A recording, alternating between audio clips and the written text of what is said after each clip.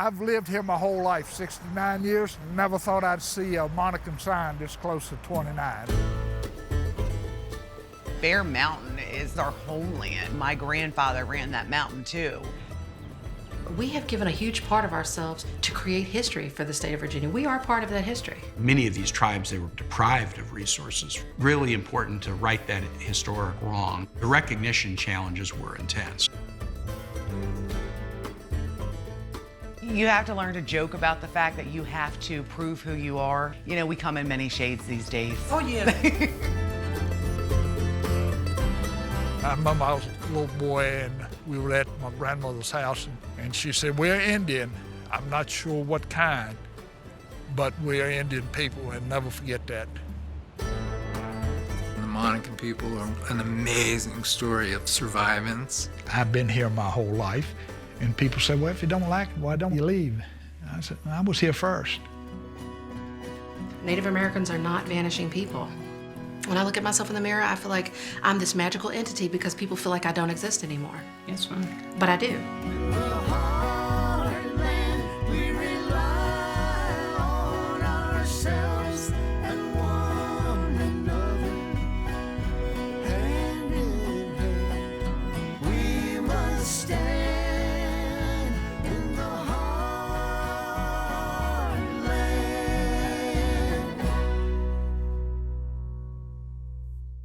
Production funding for this program is made possible by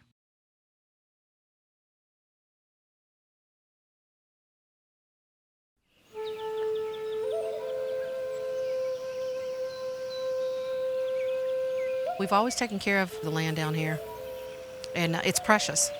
I mean, it is precious. It's precious because we've had weddings and funerals and graduations.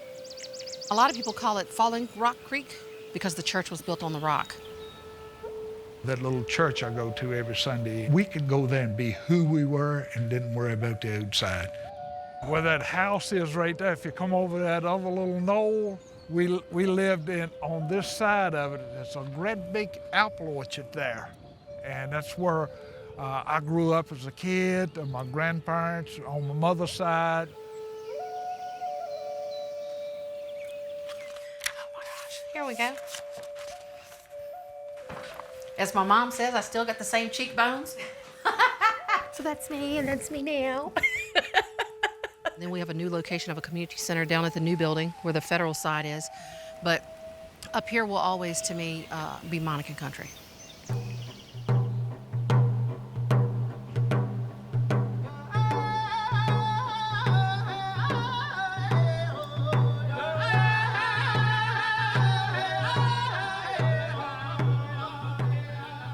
I've heard a couple different things. One is, you guys have deserved it for so many years. I'm so glad your fight is over and that you have it. That's a wonderful thing to hear from the community. But one of the other things is that, well, you don't look Indian. We hear that a lot. We're definitely not the Hollywood Indians. We're not even the West Coast Indians, you know? And that's another thing that federal recognition has brought out. But I will be the first person to say that, you know, we're one of the only groups of people, race, that has to prove who we are. You say you're Native American, especially in Virginia. Yeah, well, you don't look Indian. Well, what do Indian look like, you know? People got to memorize, we've been involved with Europeans, people for over 400 years. You go out west, some of those Indians were fighting up to 150 years ago. Yeah, we're going to look different. We've married into the Europeans.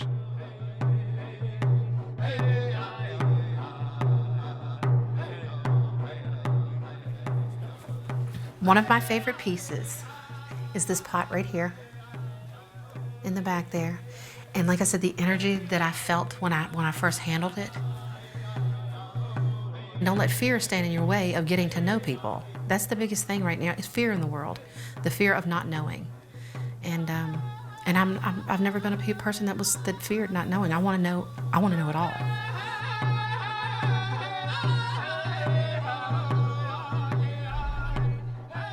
The school was active from 1868 until 1964, when schools integrated. I'm 79 years old, and that sycamore tree was there when I I guess the first time I would know what a tree was. I used to love these doorknobs as a child. I used to think of them as big diamonds. It was a little bit of piece put right here at that time, and that's where they would store the firewood at to put in the stove. But this is the original schoolroom here, the tiny little schoolroom. My mom says that she can remember sometime it'd be like 20 kids. In this one room. They had the bigger ones, and then the next one, then the next one, then the next one, all then. I come in here quite often and just walk around and just look in amazement. And our grandparents came here, you know, our great-grandparents came because they had no place else to go. Yeah, they didn't have anywhere else to go. And I mean, just to think of how many of my ancestors came here time after time after time, yeah. It was an overwhelming feeling to know that my great-grandparents and my great-great-grandparents, that they sat in this place. The feeling can't be explained. It's just, it's a connection to our ancestors. You know, we knew we was Indians, but it was like hush hush, don't tell. There has been a struggle here. I mean, our names were put on lists where even if you try to go into the town of Amherst to a barbershop, a beauty salon, a grocery store, you were turned away because you had that name and that stereotype follow your name. You know, Branham, Johns, Hamiltons, Hickses. There were a few Edcocks, a few Red Crosses. But if you had one of those names, it's like we grew a set of horns once they found that out. For rural people who were forced into isolation, their solution was to maintain themselves by keeping out of view. People look at this map and they say, oh my goodness, look at all the names of these towns. Look how dense all the printing is here. And then up here it's just mountains. Oh, well, there's a couple of places. Well, John Smith, he has icons on the map that say, to this point, that's what I saw with my own eyes. And beyond this is by relation only. He said, Amarolic said, and there are diverse others. If you grew up in Virginia, you know, you read about John Smith, Pocahontas, Chief Powhatan, and every stereotypical negative trope, every phrase that gets used for one group to the other was applied to the Monacans. The Monacans didn't want colonists in their territory, so they told the English, it's recorded, we heard you're a people who came from under the world to take our world from us. This is the Monacan Indian village site that was lived in on and off for several thousand years. The field I was in, I was thrilled to say, was recognizing that we had an obligation to the descendants of the archaeological sites we studied. You see these posts here form an oval type pattern. They follow in an arc. And that's an interesting discovery for us, given that the drawings that we have of the Algonquin Indians, the Powhatan Indians of the coastal plain, tend to show that those houses were either square or rectangular. And this is one more piece of evidence for the uniqueness of the Siouan cultures. These communities, these Siouan-speaking communities, began in central and western Virginia as part of this Monacan world. And that Monacan world covered a vast area from, basically a line north-south from Washington, D.C., through Fredericksburg, through Richmond. That's the Falls. So everything to the east in 1607 is Algonquin-speaking, the Powhatan chiefdom. And to the west was Monacan territory. There's a well-known Latin term, terra nullius. If land is unfenced, it's God's wish that land should be productive. When the English moved west of the coastal plain into the Piedmont, they simply don't acknowledge that Indian people. I mean, they don't write negative things about them, but they don't acknowledge them. And that's a means of erasure. What Native people today call documentary genocide begins then. My great-grandmother would always put Indian on her birth certificates. She was a midwife, and I remember one time I was about 10 or 12, and she pulled out this paper. She said, "Look what I got from them clowns in Richmond." And that was her words. And they was telling her to quit putting Indian on the birth certificates. And she laughed and she said, "Until I die, that's what's going on. That's who they are." 1924, the Racial Integrity Act is passed. Virginia's the worst in imposing an absolute, there can only be two kinds of people, white and non-white. And the Monacan people had the particular attention of bureaucrats in Richmond. This is Walter Plecker. It's like she bought all the Plecker paperwork here in a tote, and we set it back here, and it's like every day I was going through reading all this information on Dr. Walter Plecker, just to try to get a better mindset to this man. I mean, you take an entire group of people, and you're like, you guys don't exist. It's not understandable. I can't process it. Just the letters that he wrote that were signed by him about our people and how they denied them the ability to get their paperwork. A woman giving birth would be asked, what's the child's name and what's the child's race? But when it reached Richmond, Plecker would cross it out, put an asterisk, and it said, this person's last name is known to us to be in the lineage that claims to be Indian and they're not. So we're changing the birth certificate. First time I ever got a job, they told me to bring in my birth certificate. Never forget. Handed the lady my birth certificate. She looked at my birth certificate, she looked at me, she looked at the birth certificate, looked at me, and she said, the race. I said, I know. And these people was looking at me like I've lost my mind. Yeah, mine was, all of ours was the N-word. We're not talking about things that happened 100 years ago or 200 years ago. We're talking about things that are still happening.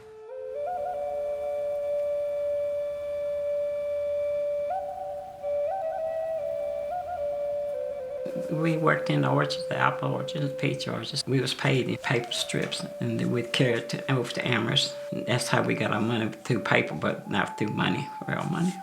I don't know. Really? Yes. I didn't know that. Yeah.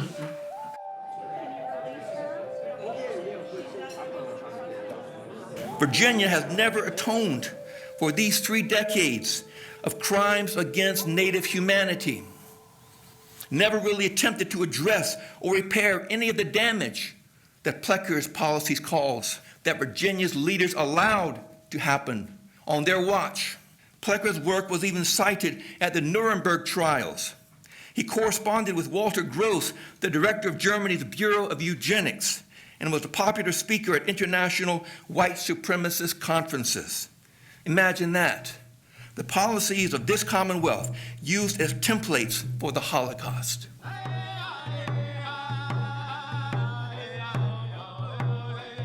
We were beginning to dig up into the history of the Monacans for federal recognition, and some of the stuff I was finding wasn't very flattering, but I had to remember who wrote that. It was the victors.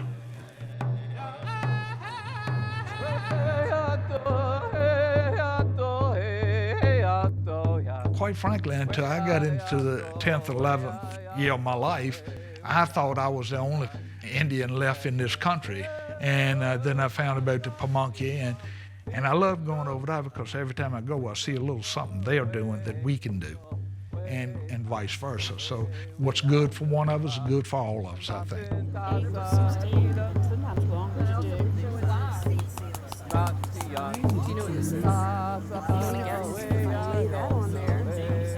Now I can add texture to the piece. You see that? The fact that we're here today on traditional Pamunkey native land, I'm feeling a lot better, and I think as we're going to move forward in life, these type of opportunities will continue to increase. We all heard for many years that the monuments were all about history, not hate. But all of us, brown, black, red, and other allies, we felt them looking down on us, telling us that we're less than and that this is their land.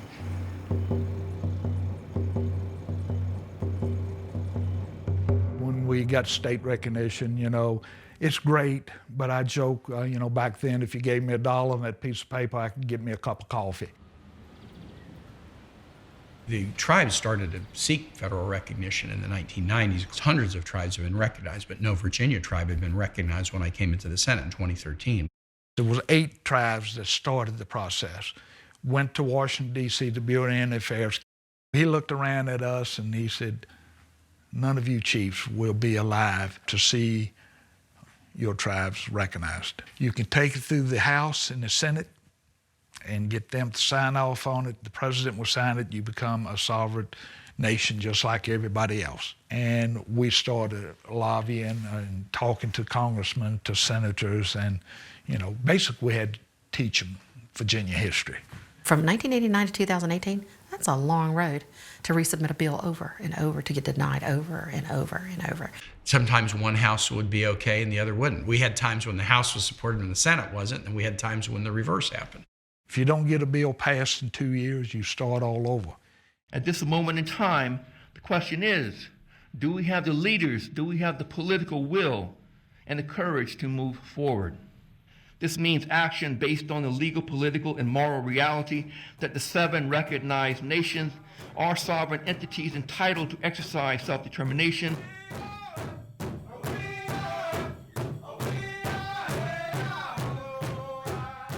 We're kind of feeling our way in Virginia. So when a tribe gets recognized, they're recognized as a sovereign.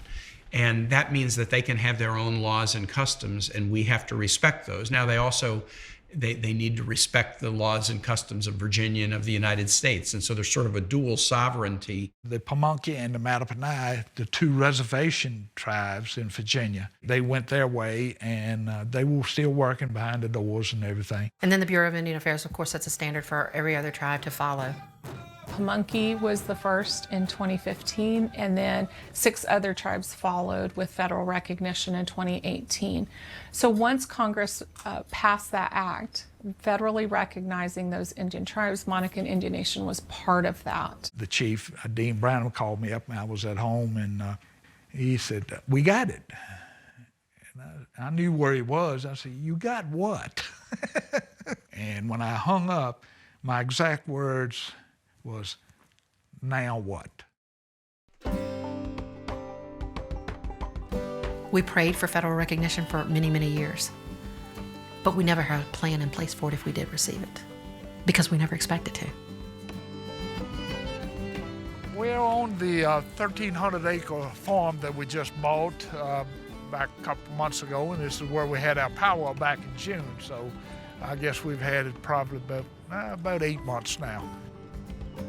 This is a beautiful spot, and I would almost go to say this probably, if not the prettiest in Amherst County, it's the prettiest one that I know about. You know, might be other sites that's just as pretty, but we don't own those.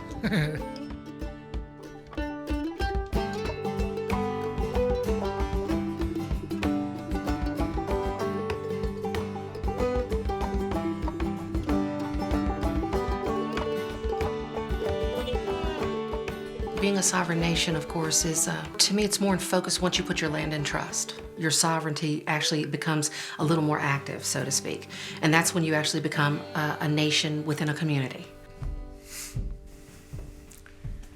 This is our bird's eye view of where the clinic's going. This is going to be the Indian Health Service. The construction company say it will be under roof by Christmas. I'm still got my fingers crossed for that because it looked like a lot of work. There was going to be one health clinic in Virginia. It was going to be in the other side of Richmond. And I talked with Miss Cotton. She's in charge of the Indian Health Service. And I said, why are we, the largest tribe of the federal recognized tribes in Virginia, driving 3.5 hours one way to go to the doctors?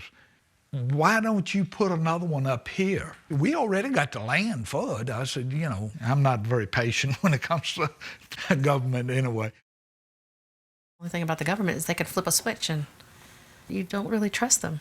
I mean, they've never upheld a United States treaty. It's not an organization I have a tendency to want to ease and cozy up to and do warm fuzzies with, you know? That's just not me.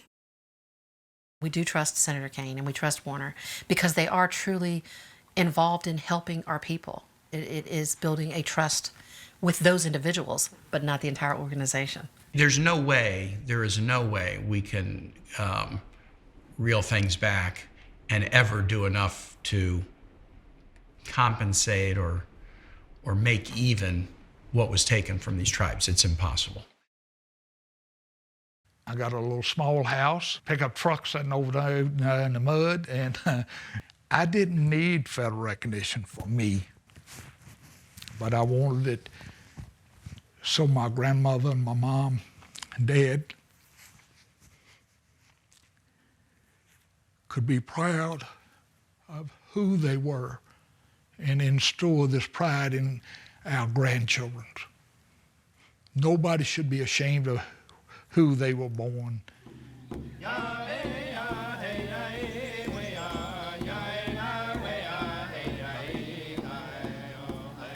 Over the last few years, Virginia has made significant progress in transforming relations with communities of color.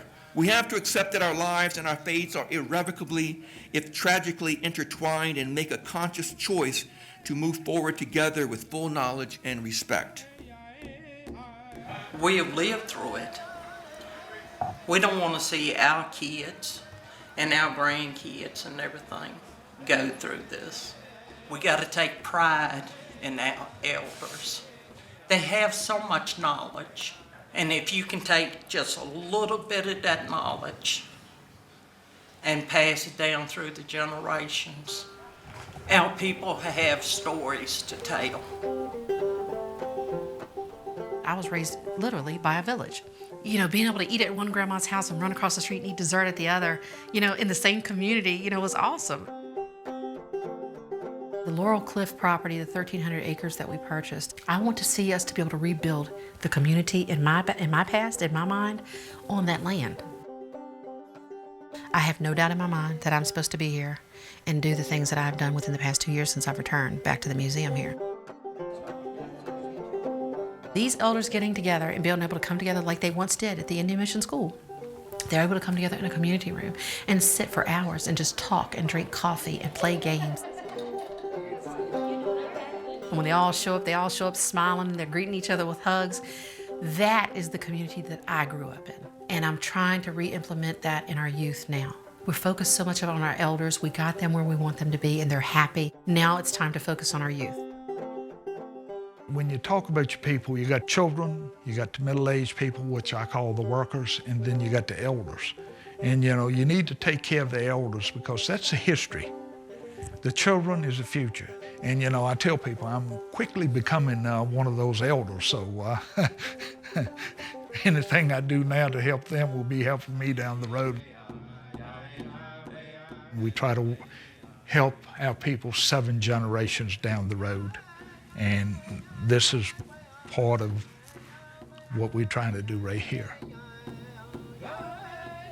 Knowing that the blood that runs through our veins from our ancestors and all that they had to overcome is the very reason that we're here today. Despite every effort to take Native people out, we have been built through resilience and perseverance.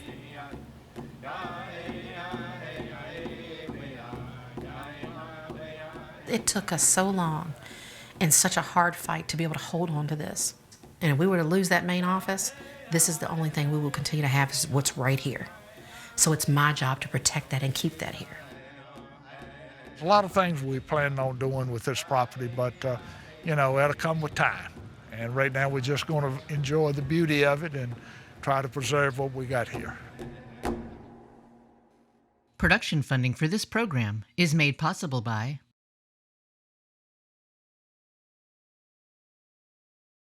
It's called a double beat. So we start out on the edge. You gotta spell it like you're from Lumbee. Double beat.